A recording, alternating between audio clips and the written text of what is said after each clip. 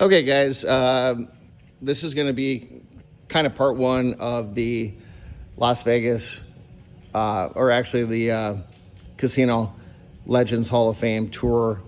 We're going to be selling off a considerable part of this collection in different formats. So one will be more than likely premier auction houses. There's several auction companies that deal in this type of memorabilia. We're going to be at the coin and token, the casino chips and token show in Las Vegas on the 14th of June. So we'll have a table there with a lot of the casino chips and related items.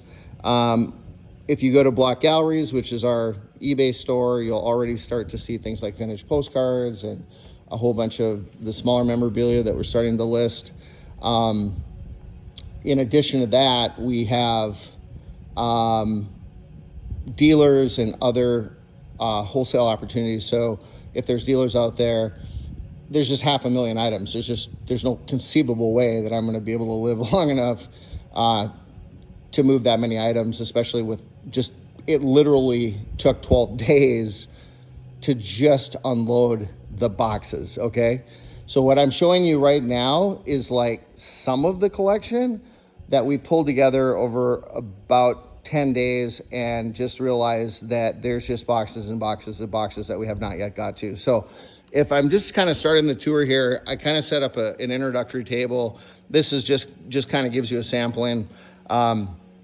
You're going to see a lot of things from the casinos, and these are one of a kind, or they're vintage items that were given or acquired by the Legends Hall of Fame Museum. Now, just to be really clear about this, that museum was owned by the Tropicana, which is a pretty big hotel and resort.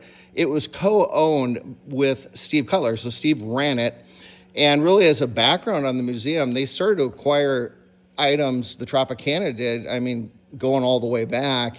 Steve has been acquiring items since the 70s and is a really, really renowned collector. So everything that he would acquire was really well documented. Obviously, when you buy a museum collection, the provenance kind of speaks for itself. This was literally, we have documentation on every item with a tag number, a catalog number, and provenance. So I think one of the value adds that we have in this collection is that the fact that this came from and is really a part of a museum where millions of people over the course of 10 years visited or walked by the museum, it really adds a lot of credibility to the items that are in the collection. So again, I'm just going to give you just sort of a sample overview, but just kind of idea. These are just some of the binders. Every binder has about 150 pages in it of memorabilia. And just as an example, we're walking by, the fabulous Las Vegas. We literally have thousands of pieces from Jack Cortez, who was the founder of the fabulous Las Vegas magazine. And just for example, the 1949, you cannot get this issue.